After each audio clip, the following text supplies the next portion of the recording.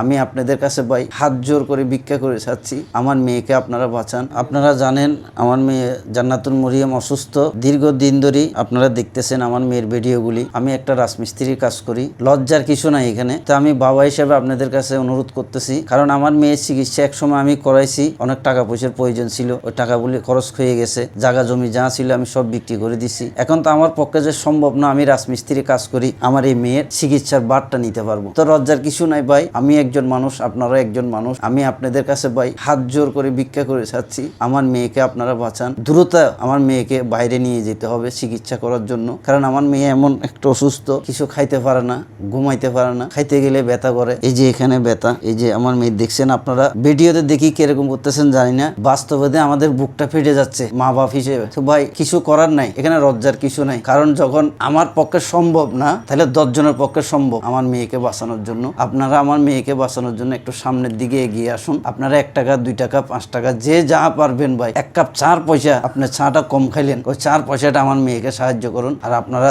দ্রুত আমার মেয়ের ভিডিওটা শেয়ার করে দিবেন, কারণ আপনারা একটি শেয়ারের কারণে আমার মেয়ের জীবনটা ফিরে পেতে পারে। আপনাদের সবার জন্য দোয়া রইল, আমার মেয়ের জন্য দোয়া করবেন, আমার মেয়ের ভিডিওটা শেয়ার করে দিবেন। আপনারা যতটুকুই পারবেন আমার মেয়ের জন্য সাহায্য সহযোগিতা করবেন।